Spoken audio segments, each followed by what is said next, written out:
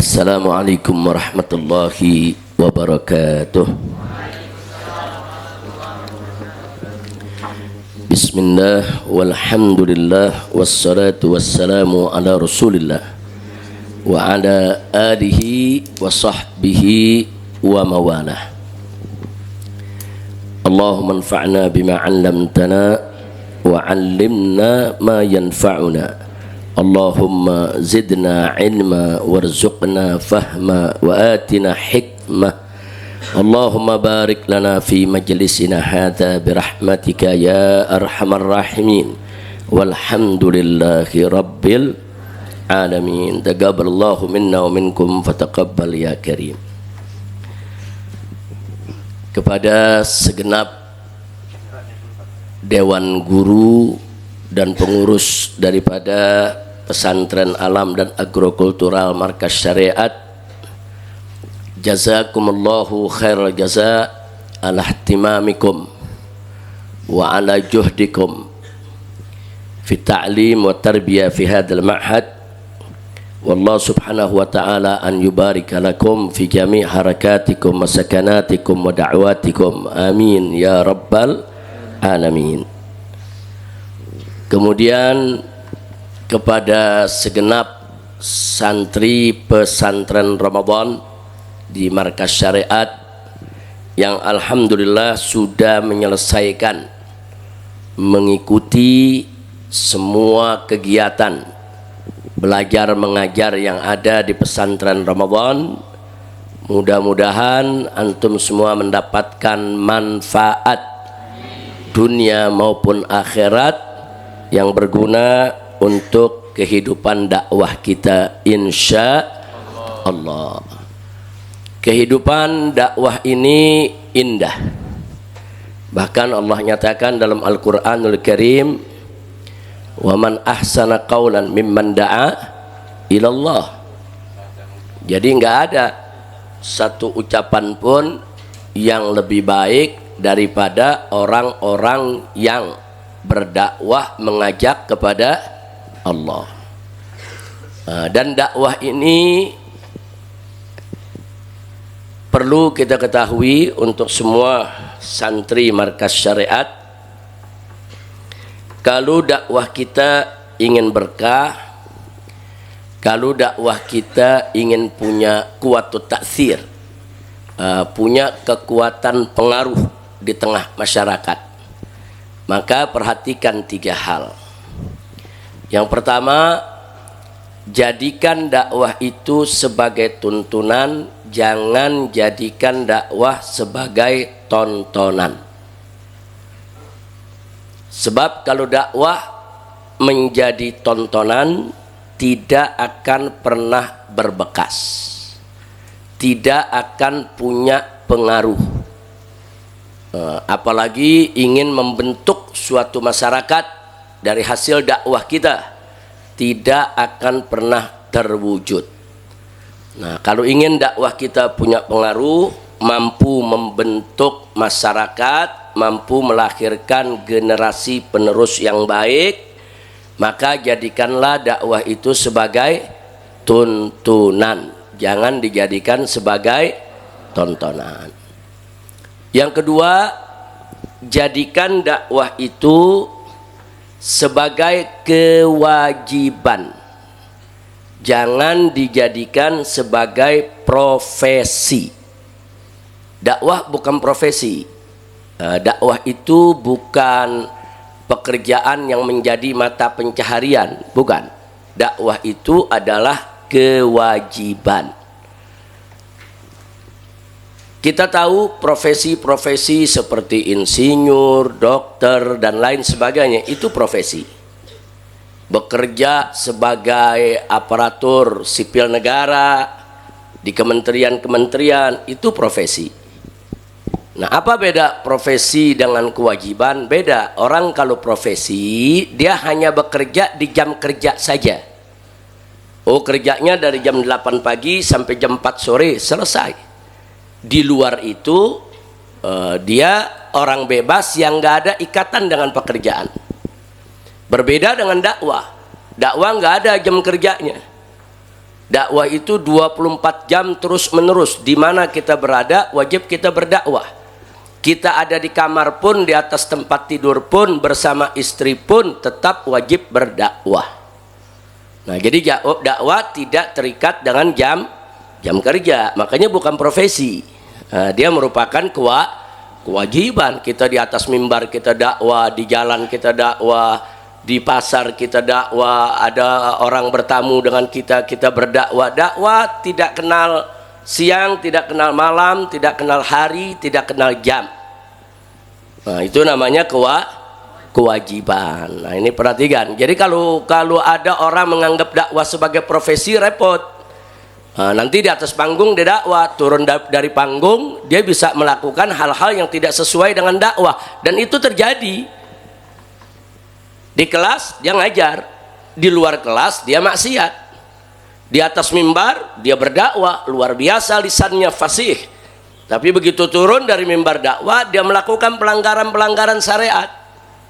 Nah, kenapa? Karena dakwah dianggap sebagai profesi. Ya, kalau saya lagi ngajar itu saya dakwah. Kalau saya di panggung ya itu saya dakwah. Tapi kalau saya lagi di pasar itu urusan lain lagi. Saya mau godain perempuan, saya mau bikin maksiat. Nah, ini berbahaya sekali. Jadi ingat, kalau ingin dakwah kita berbekas di tengah masyarakat, nah, kalau ingin dakwah kita punya pengaruh, diberkahi oleh Allah Subhanahu wa taala, jadikan dakwah sebagai kewajiban, jangan jadikan dakwah sebagai profesi. Yang ketiga, jadikan dakwah itu sebagai perjuangan, jangan dijadikan sebagai perdagangan.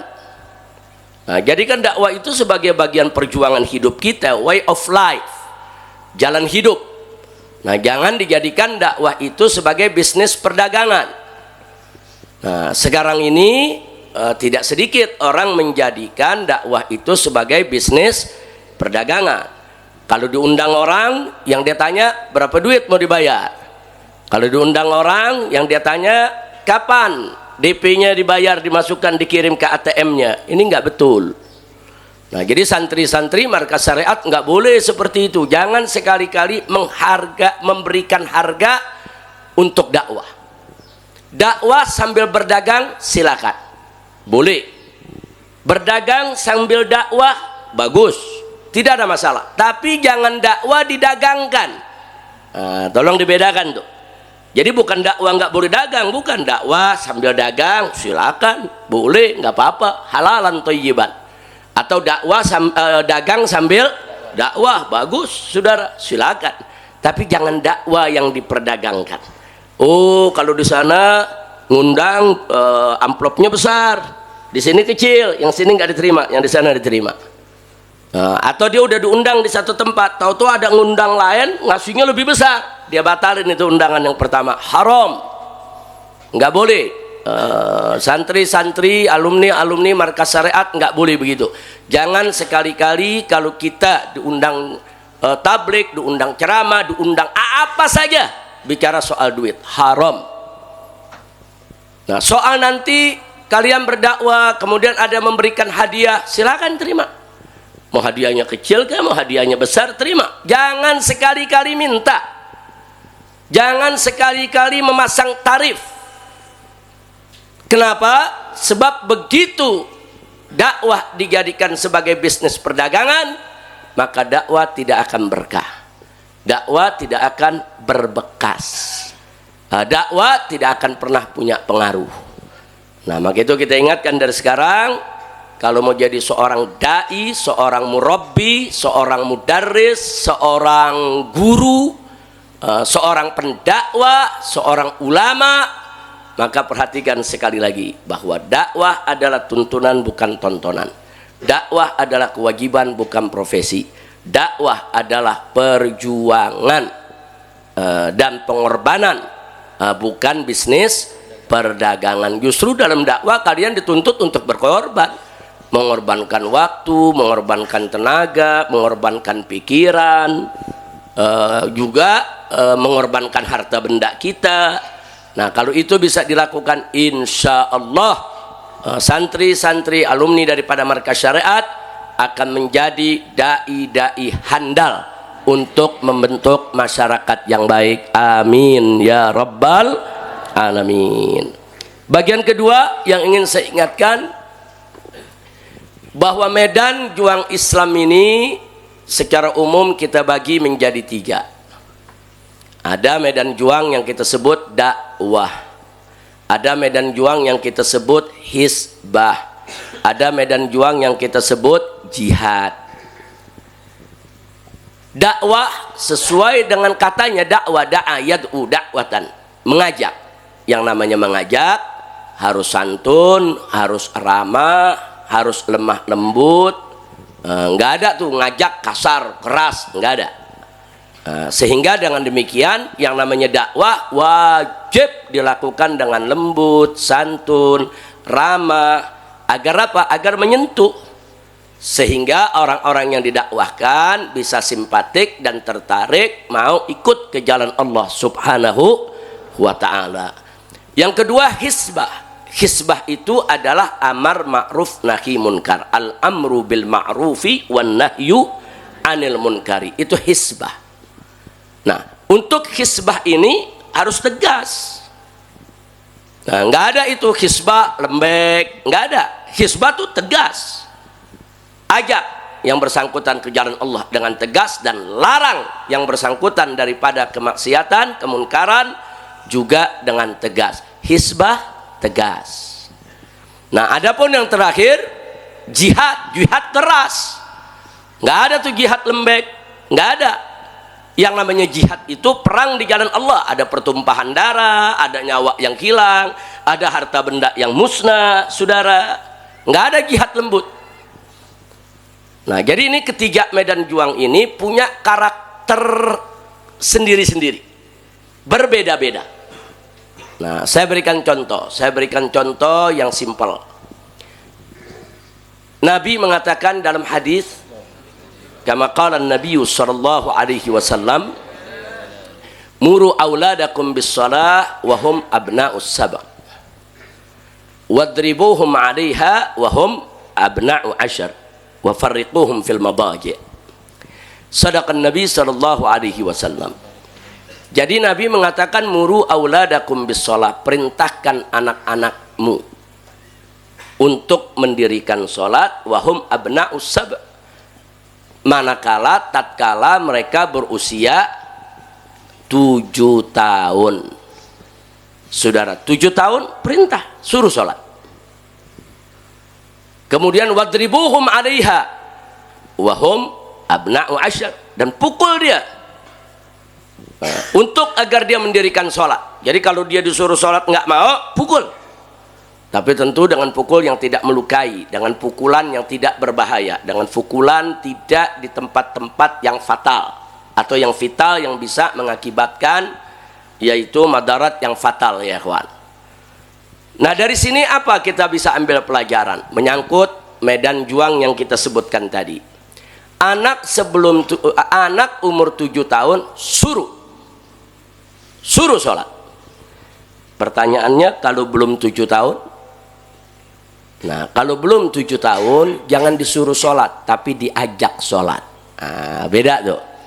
Anak masih 5 tahun, 6 tahun, jangan disuruh, diajak. Nak sholat yuk, nak sholat yuk sama ayah, sama ibu. Yuk sholat. Mau ikut ke surga gak? Mau senang gak? Mau makan enak gak? Yuk sholat yuk, ajak. Itu dakwah namanya. Ini contoh dalam kehidupan sehari-hari. Itu dakwah. Ajak. Nah, mengajak itu, saudara, ada juga ajakan bilhal, bukan ajakan bilisan. Itu ajakan dengan contoh suri tauladan. Kedua orang tua begitu azan terdengar, dia matikan radio, dia matikan televisi dalam rumah. Anak ngelihat. Anak umur 5 tahun lihat ayah ibunya. Oh, kalau maghrib TV dimatiin, radio dimatiin. Kalau masuk azan, oh ayah ibunya langsung ambil wudhu, langsung berdiri sholat, memberikan contoh. Si anak bakal ikut, ya ikhwan. Itu namanya dakwah.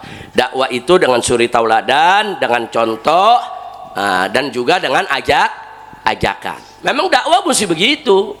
Nah, dalam dunia dakwah yang lebih luas, maka wajib kita berdakwah dengan lembut, santun, ramah, menarik, dan dengan suri tauladan. Jadi supaya ucapan kita sesuai dengan perbuatan. Nah, kemudian begitu anak itu udah 7 tahun, suruh. Jadi nggak lagi diajak, tapi disuruh. Begitu dengar azan, anaknya masih main, nak berhenti main. Ayo segera ambil wudu. Ayo sholat. Suruh. Bukan diajak lagi kalau sudah 7 tahun. Suruh. Ini yang disebut hisbah. Nah, ini kita kasih contoh dalam satu contoh yang kecil dalam keluarga. Begitu udah nyuruh, harus tegas. Nah, itu yang disebut hisbah. Amar ma'ruf. Suruh dia berbuat baik. Ayo nak, tinggalkan itu mainan, sholat. Kemudian si anak menolak, pukul. Nah, ini nahi munkar. Ini nahi munkar, pukul, nahi munkar ya ikhwan. Nah, jadi itu namanya sebelum 7 tahun, saudara, itu dakwah. Begitu 7 tahun suruh, amar ma'ruf. Begitu 10 tahun pukul, itu nahi munkar. Jadi ada tahapan, ada jenjangnya. Nah, apalagi perang, saudara. Wah, namanya perang pasti keras. Nggak ada perang itu lembut, perang itu santun, ramah, nggak ada. Perang itu saling berusaha membunuh atau dibunuh. Dalam perang itu ada kerusakan harta benda, ada kehilangan nyawa, ada pertumpahan darah, itu perang. Jadi nggak ada itu perang lembut, nggak ada ya ikhwah. Nah, jadi tempatkanlah masing-masing medan sesuai dengan karakternya. Jadi kalau nanti kalian berdakwah, ya lembut. Jangan alumni markas syariat dakwahnya kasar, ngomongnya kasar. Jangan. Dakwah wajib lembut, santun. Nah, tapi kalau kalian lagi melakukan hisbah, mencegah perjudian, mencegah kemunkaran, mencegah kemaksiatan, tegas. Wajib tegas. Enggak tegas, enggak bakal didengerin. Enggak tegas, enggak ada yang mau tunduk ya kawan. Tegas. Nah, tapi begitu kalian terlibat dalam suatu medan jihad seperti di Palestina umpamanya, perang melawan Israel, ya keras. Bunuh, kejar musuh, bunuh musuh. Nah, jadi itulah ketiga medan. Nah, dai yang sempurna, dai yang terjun di 3 medan tadi. Dia dakwah juga, dia hisbah juga, dia jihad juga. Itu dai yang paling ideal. Begitulah dulu karakter, sikap, perilaku, perjuangan Nabi kita Sayyiduna Muhammad sallallahu alaihi wasallam. Begitu juga para sahabatnya. Mereka dakwah, mereka hisbah, dan mereka jihad. Nah, tapi kita juga mesti tahu, tidak semua orang mampu melakukan ketiganya. Enggak semua orang. Ada orang yang mampu melakukan dakwah dengan santun, lembut, menarik, simpatik, tapi dia tidak punya keberanian untuk melakukan hisbah. Dia nggak punya keberanian untuk amar ma'ruf nahi munkar. Ada, saudara. Nah, jadi nggak bisa juga kita paksa setiap dai harus menguasai ketiganya. Nggak bisa, nggak boleh. Bukan hanya nggak bisa, nggak boleh. Nah, jangan memaksakan seseorang di luar kemampuannya. Allah sendiri, saudara, tidak membebankan seseorang di luar kemampuannya. La yukallifullahu nafsan illa wus'aha. Allah hanya membebankan, saudara, sesuai dengan kemampuan yang bersangkutan. Nah, maka itu kita jangan membebani diri kita yang kita tidak mampu. Jadi kalau ada santri-santri MS ke depan mampu berdakwah dengan santun, dengan lembut, dengan ramah, simpatik, menarik, tapi nggak mampu untuk hisbah, nggak apa-apa, terusin aja dakwahnya. Yang penting wajib dia menghormati dai-dai lain yang hisbah. Nah, jadi jangan sampai dia berdakwah dengan lembut, santun, udah banyak santrinya, dia nyinyir terhadap saudaranya yang hisbah. Nggak boleh, saudara. Jangan merasa benar sendiri, jangan merasa paling suci sendiri. Oh, cara dakwah saya ini paling bagus, paling hebat. Wah, apa itu yang sebelah sana tuh kok dakwahnya begitu? dia bilang kasar, padahal yang sebelah sana keras, saudara, karena lagi hisbah, bukan lagi hanya sekedar berdakwah. Nggak boleh. Kalau kita nggak mampu untuk berhisbah, hargai orang yang berhisbah, dukung mereka sepanjang kita mampu mendukungnya, doakan mereka. Nah, kira-kira jelas tidak? Mesti begitu, saudara. Ada juga orang berani dia berhisbah, bahkan jagoan dia untuk berjihad, tapi untuk dakwah dia nggak mampu, ilmunya nggak seberapa, lisannya nggak fasih, saudara. Tapi kalau urusan hisbah, bertempur dengan para penjahat, mencegah kemunkaran, dia paling depan, paling berani, paling gagah. Atau kalau urusan jihad, oh dia paling depan, nomor satu, dia siap mati duluan. Nah, bagaimana seperti ini? Nggak apa-apa, yang mampu jihad, jihad aja. Yang mampu hisbah, hisbah aja. Dan nggak mampu dakwah, nggak apa-apa. Nah, ini namanya kita berbagi itu tugas. Kira-kira jelas tidak? Jelas tidak? Nah, jadi kita bagi-bagi tugas, jangan merasa benar sendiri, insya Allah. Nah, akhirnya saya berikan gambaran ilustrasi bahwa dakwah, hisbah, dan jihad ini ibarat pekerjaan para petani. Nah, petani itu ada dua tugas yang paling penting. Pertama, tugas menanam, itu termasuk membajak tanah, menabur bibit. Nah, itu urusan petani. Tapi ada juga tugas kedua yang petani tidak boleh lupa, yaitu memberantas hama. Hama nggak boleh dibiarkan. Kalau dibiarkan nanti capek-capek dia nanam, hasil panennya rusak. Nah, maka itu petani yang cerdas, petani yang ideal, dia menanam padi dan dia memberantas hama, sehingga dia bisa mendapatkan panen yang bagus. Kira-kira jelas tidak? Tapi jangan lupa, tidak semua petani mampu mengerjakan keduanya. Ada petani ngelukuk tanahnya luar biasa, debar bibitnya pengalaman, tanam pohonnya apalagi, dia siram, dia pelihara luar biasa. Tapi begitu berhadapan dengan hama, dia nggak mampu. Ada hama wereng, ada hama tikus, ada hama macam-macam yang bisa merusak hasil panennya. Nah, sekarang bagaimana kalau dia nggak mampu menghadapi hama? Nggak apa-apa, teruskan aja nanamnya. Soal hama, serahkan kepada orang yang punya keahlian, minta bantuan. Bantu dong di persawahan saya nih, supaya bagaimana hama-hama ini bisa dicegah. Minta bantuan, jangan malu-malu minta bantuan. Nah, begitu terjalin kerjasama yang baik antara pekerjaan menanam dengan memberantas hama, maka insya Allah panennya akan bagus. Begitulah dunia dakwah. Nah, jadi dunia dakwah itu orang yang berdakwah dengan lembut, dengan santun, itu ibarat petani yang sedang menanam padi. Ibarat petani yang sedang menanam padi.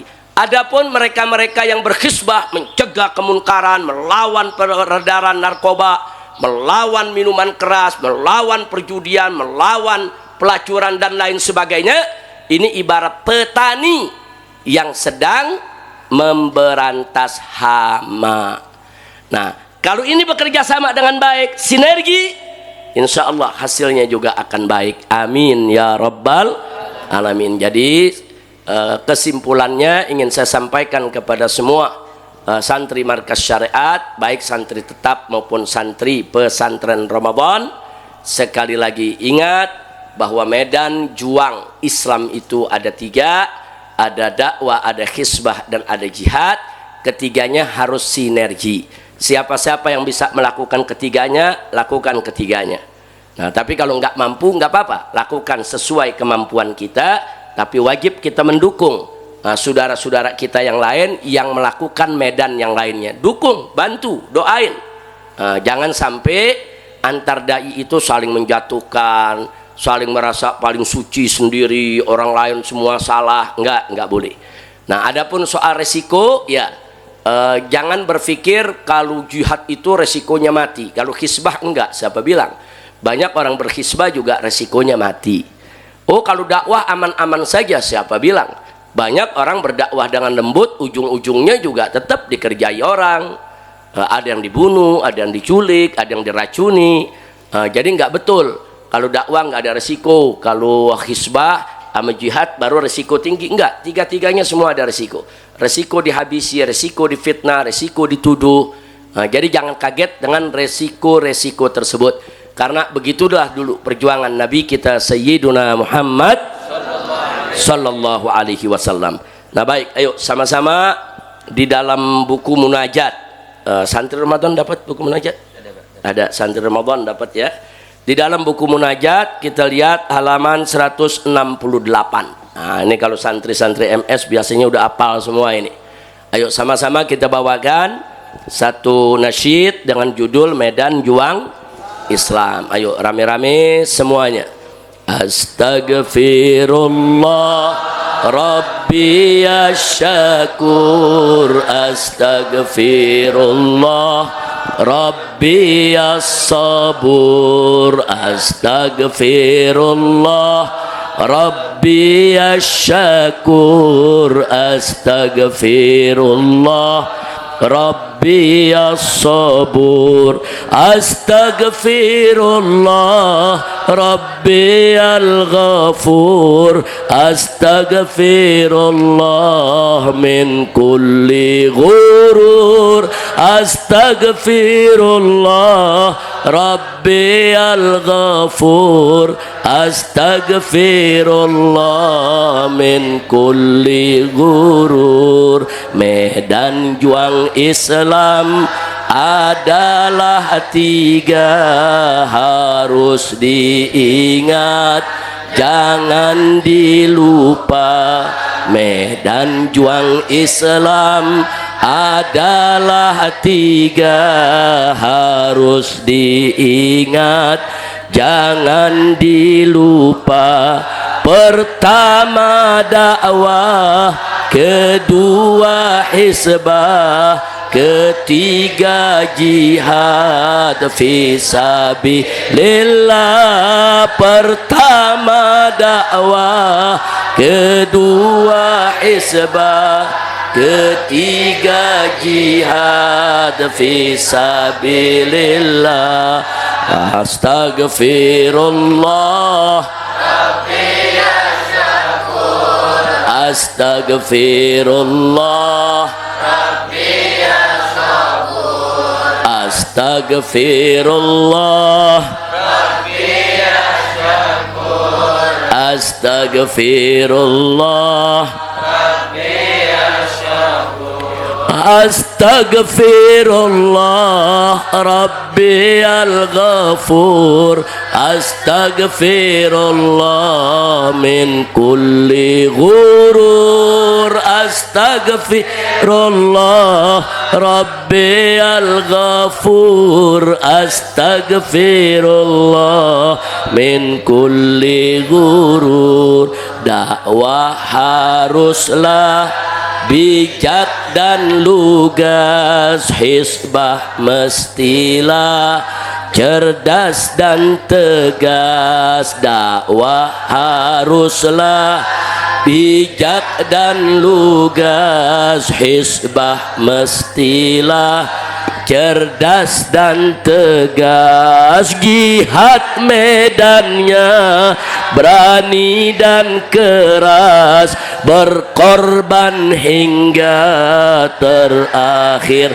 nafas. Jihad medannya berani dan keras, berkorban hingga terakhir nafas. Astaghfirullah Rabbi asyakur, astaghfirullah Rabbi as-sabur, astaghfirullah Rabbi asyakur, astaghfirullah Rabbi as-sabur, astaghfirullah Rabbi al-ghafur, astaghfirullah min kulli ghurur, astaghfirullah Rabbi al-ghafur, astaghfirullah min kulli ghurur. Setiap medan wajib diisi oleh yang pantas dan memang ahli. Setiap medan wajib diisi oleh yang pantas dan memang ahli. Semua medan wajib sinergi, jangan merasa benar sendiri. Medan wajib sinergi, jangan merasa benar sendiri. Astagfirullah, astagfirullah, astagfirullah, astagfirullah, astagfirullah rabbiyal ghafur. Astagfirullah min kulli ghurur. Astagfirullah rabbiyal ghafur. Astagfirullah min kulli ghurur. Mulailah dari diri sendiri, jangan melanggar syariat Nabi. Mulailah dari diri sendiri, jangan melanggar syariat Nabi. Siapa berjuang ikhlaskan diri, niscaya dapat ridha ilahi. Siapa berjuang ikhlaskan diri, niscaya dapat ridha ilahi. Astagfirullah, astagfirullah, astagfirullah, astagfirullah, astagfirullah rabbiyal ghafur. Astagfirullah min kulli ghurur. Astagfirullah rabbiyal ghafur. Astagfirullah min kulli ghurur. Alhamdulillahirabbil alamin. Shallu 'alan nabi. Jadi munajat ini berisi zikir-zikir, hizib-hizib, wirid-wirid, solawat-solawat pilihan, doa-doa di berbagai kesempatan. Begitu juga ada qasaid pilihan dan anasyid. Jadi ini merupakan amaliyah daripada santri markas syariah. Dan alhamdulillah kita ada tim Dewan Guru. Di sana ada Kiai Haji Asep Jailani, Kiai Haji Asep Agus Sofyan, begitu juga ada Habib Muhammad, ada Habib Kamil, Hamid, Habib Hanif dan lain sebagainya yang telah merevisi dan memperbaiki munajat. Masih dalam proses lagi ya, supaya munajat ini lebih tertib, lebih rapi dan jelas sumbernya. Jadi kita dapat bantuan luar biasa dari Dewan Guru. Saudara Kiai Haji Asep Jailani juga luar biasa membantu mencari referensinya. Ini doa ini dari mana sih? Selawat ini siapa sih yang susun? Kapan sih disusunnya? Nah itu semua mulai kita masukkan dalam munajat. Insya Allah tahun ini semua bisa selesai, lengkap, sehingga nanti para santri menggunakan munajat yang baru. Insya Allah. Tapi nggak apa-apa, yang nama dipakai aja, kurang lebih tidak jauh berbeda, hanya ada penyempurnaan. Termasuk harokat. Nih kita kan lama banyak harokat salah nih. Mestinya fathah pakai kasroh, mestinya kasroh, bahkan ada halaman yang lain. Halamannya nggak nyambung ya ikhwan. Nah, jadi ini memang saya minta bantuan ke Kiai Haji Asep Jailani, Asep Sofyan dan semua dewan guru kepada para habaibnya untuk diperbaiki. Insya Allah nanti diperbaiki. Nah, jadi munajat ini kita minta kepada para santri, walaupun kalian libur pulang tetap amalin. Jangan nggak diamalin, kan di situ kan ada. Kita habis subuh sholat apa, habis sholat zuhur ada surat Al-Fat, habis sholat asar ada surat Waqiah, habis maghrib ada ratibul atas, kemudian habis subuh ada ratibul haddad dan lain sebagainya.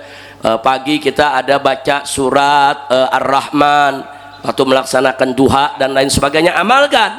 Nah, jadi jangan mentang-mentang libur, zikirnya libur juga. Jangan. Pesantrennya libur, zikirnya nggak libur. Sholat 5 waktunya libur gak? Enggak. Nanti begitu di rumah kok nggak sholat? Oh, di pesantren wajib sholat.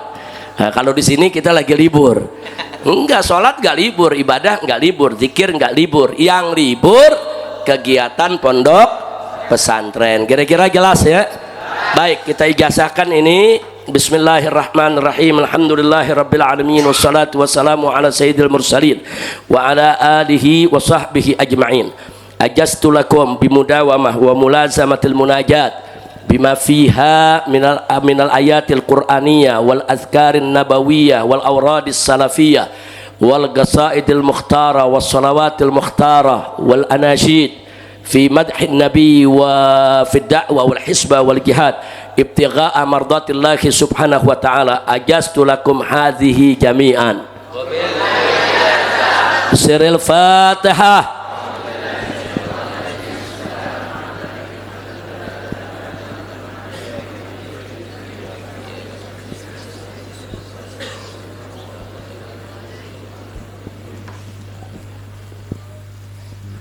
Taqabbalallahu minna wa minkum fataqabbal ya karim. Baik, sebelum saya tutup, saya terima kasih banyak kepada para santri tadi yang sudah membuat dan membaca syairnya, baik untuk saya maupun untuk almarhumah Syarifah Fadlun binti Fadil bin Hasan bin Yahya. Jadi Umi Fadlun ini seorang perempuan yang sangat baik, seorang perempuan yang luar biasa setianya, seorang perempuan yang selalu siap untuk diajak berdakwah, berhisbah, berjihad dengan mengorbankan apa saja yang dimilikinya. Sebetulnya semenjak beliau meninggal dunia, saya tidak punya niat untuk membina rumah tangga lagi. Karena bagi saya umur juga sudah hijriah, sudah 60 tahun, dan perjuangan ke depan masih sangat berat. Kita nggak mau lagi ada beban rumah tangga, karena rumah tangga itu juga menjadi satu beban tersendiri. Dan kita pengalaman 36 tahun kita berumah tangga, kita harus pandai membagi waktu antara rumah tangga, dakwah, rumah tangga, perjuangan. Nah, sebetulnya kita tidak ada niat, karena kita ingin fokus untuk ngajar, membuat kitab, ngarang yang bisa manfaat buat umat sebelum giliran kita dipanggil oleh Allah Subhanahu wa ta'ala. Akan tetapi memang berjalannya waktu ada 3 yang mendorong saya, akhirnya saya harus membina rumah tangga lagi. Yang pertama adalah dorongan dan persetujuan 7 putri saya. Karena mereka yang mendorong, mereka yang membujuk dengan argumentasi yang syar'i.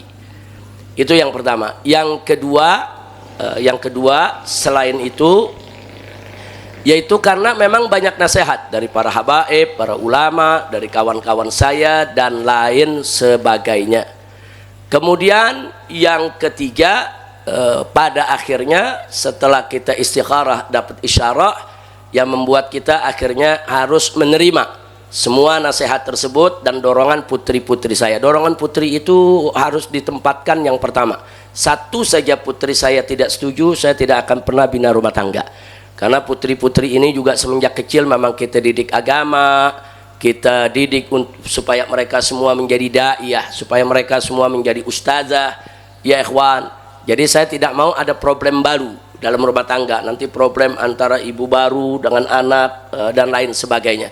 Tapi ala kulli hal di luar dugaan, justru 7 putri saya yang memberikan dorongan, karena sebelumnya ada dorongan dari para ulama dan habaib. Dan yang ketiga ini yang paling penting, lidar ilfitan, untuk mencegah fitnah ya ikhwan. Akhirnya di luar yang tiga itu yang membuat saya akhirnya tidak ada jalan kecuali menerima, karena memang perempuan yang ditawarkan oleh putri-putri saya tidak lain dan tidak bukan adalah keponakan dari almarhumah Syarifah Fadlun. Jadi Syarifah Munah Hasina Ali Idrus adalah keponakannya. Ibunya adalah kakak kandung dari almarhumah Syarifah Fadlun binti Fadil bin Yahya. Yang mana kita lihat memang sikapnya nggak jauh berbeda. Walaupun memang kita mau cari seperti Umi Fadlun udah susah ya kawan. Ini perempuan nggak mudah dicari di zaman seperti zaman sekarang ini. Nah itu yang saya mau sampaikan. Nah doakan mudah-mudahan dengan kedatangan daripada Syarifah Mona Hasina Ali terus dalam kehidupan saya, kehidupan keluarga saya, kehidupan pesantren, supaya bisa membawa berkah, supaya tetap bisa menjadi istri yang setia, yang berkorban, yang siap berjuang bersama di dalam menegakkan Islam di negara tercinta Indonesia, insya Allah. Nah itu saja yang saya mau sampaikan pada kesempatan ini. Tapi tentunya bahwa cinta saya dan hormat saya kepada Syarifah Fadlun binti Fadil bin Yahya tidak akan pernah berkurang. Karena 36 tahun saya merasakan betul bagaimana berjuang, bagaimana saya di penjara, bagaimana dia jaga anak-anak pada saat saya di penjara. Ada 7 putri, dia mesti rawat, dia mesti didik, dia mesti jaga, dia mesti lindungi, sementara ayahnya ada di penjara. Jadi saya lihat sendiri dengan mata kepala bagaimana perjuangannya yang luar biasa. Jadi ini nggak bisa ditebus, dibayar oleh siapapun, nggak bisa ya ikhwan. Tapi insya Allah